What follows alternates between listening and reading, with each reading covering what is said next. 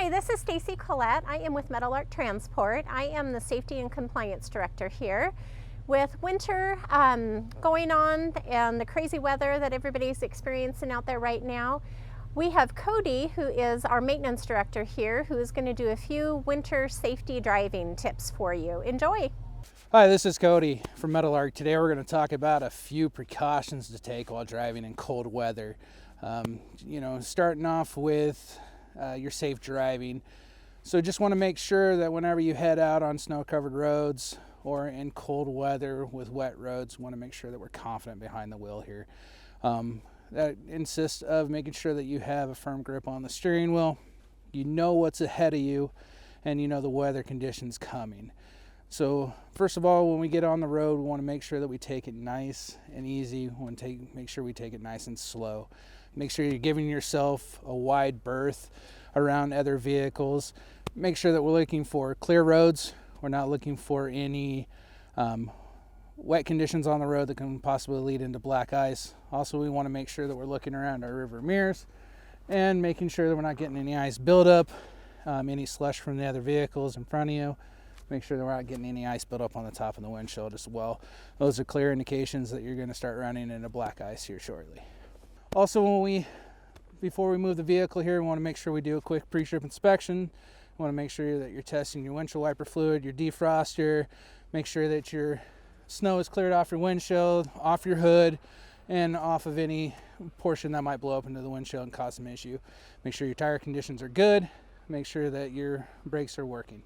And when we're doing our pre-checks, we just want to make sure that our air dryer and filter are looking good, making sure everything is working properly. This is going to help you not have any airline issues. So when we stop for the night, we want to make sure that we aren't locking our brakes up. A good way of doing so is the roll forward and roll back, the rocking. So what you're going to do is you're just going to go ahead and set your parking brakes on the trailer and rock forward, rock back, kind of get rid of some of that moisture in between. Another good way of doing so is just go ahead and leave your brakes open. Make sure your tractors are set and leave your trailer brakes open. That way they're not freezing. Another way of stopping your brakes from freezing is make sure that you're actually adding your AntiFreeze brake line into your air tanks, and you're also bleeding them daily as well. This will stop any condensation from the brake lines from building up, and the AntiFreeze will allow it to go through. When using AntiFreeze, we do want to make sure that we're not pouring it directly into the air lines, but we're putting it into the air tank. When we pour it directly into the air lines, I know a few of us have done it or have heard of people doing it, we might actually cause damage to the air lines. That alcohol in there can make the rubber grommets in the glad hands expand, can also make the rubber in the air lines crack and fray, which is going to lead to some issues down the road. So we just want to make sure that we're putting it into our air tank or reserve instead of into our lines. In case of emergency, you have to do it. I understand. Just be precautious about doing it too much. It might cause damage. All right. Also, we can go ahead, if our brakes do lock, we do have a couple procedures to go ahead and get them to unlock or unstick because of the cold. I would actually prefer that you guys try this first before getting underneath the vehicle for safety reasons with a hammer or any alcohol-based solution to go ahead and free up the brakes. What you can do is you can lock and release your brakes through your air valves a few times. The pressure built up can release the brakes and not even have you get out of the vehicle. So 4, 5, 6 times, release, add pressure should get the brakes to jump off the frozen drums. So one way to get the brakes to unlock if they are seized to the drum is Methanol Hydrate.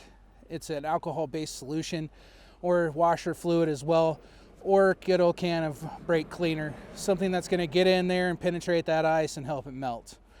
We do want to be very precautious about breaking free your brakes with a sledgehammer, or if the brakes are unlocked, make sure if you're going to be using the hammer method that you use a block of wood to brace between the brake drums, brake pads before you apply the hammer. We don't want to put steel on steel. We can damage drums, we can crack brake pads, we can do all that. So let's go ahead and make sure we're using a block brace. Also, if you are using that method, make sure that your tractor brakes are locked. We don't want to have something come free and that vehicle run away from you or possibly run you over. Let's take safety first on that, okay? Also, in the case that we do have to use a torch, a small torch, to free the brakes. Make sure that you haven't tried any other method. We haven't sprayed any brake cleaner, methanol hydroxide on it, or any other flammable chemical. I know it sounds kind of ignorant to say the precaution on it, but I do want to just make sure that we're not out there burning our trucks down because we're trying to free our brakes. So after checking our truck on our pre-trip, make sure that our windshield is good. We don't have any snow residue built up or anything of the sorts, and our mirrors are clear and good. Want to make sure that our gas tank is at least halfway filled up at all times. This is going to stop gelling. Also, grab yourself a bottle of anti-gel. This is going to save you a lot of trouble in the long run. Don't have to wait for anything to thaw or have somebody come out and prime your system because it gelled up on you. Just a quick little $10, $15 bottle is going to save you a lot of money in the long run. Want to kind of just keep a bag of sand in the truck. Just in case we do lose tread on the vehicle, we can throw some sand down and get tread to move forward. Truck stops are notorious for this freeze overnight and you're stuck, can't go anywhere. Also, make sure you have your chains in your vehicle or some kind of traction mat to get you out of tough spots. And if you are traveling in some states that have chain laws and restrictions, we want to make sure that we're carrying those to be in DOT compliance. Also, we want to keep a set of jumper cables in the truck. We also want to keep a snow brush and a windshield scraper, and make sure we have extra windshield wiper fluid. I do recommend getting -15 to -30 below for your windshield wiper, just to have that in the system to make sure everything is going good. So if we are on the highway and we run into some black ice issues or some heavy packed snow roads, we just want to make sure we know what to do when we occur into a skid situation.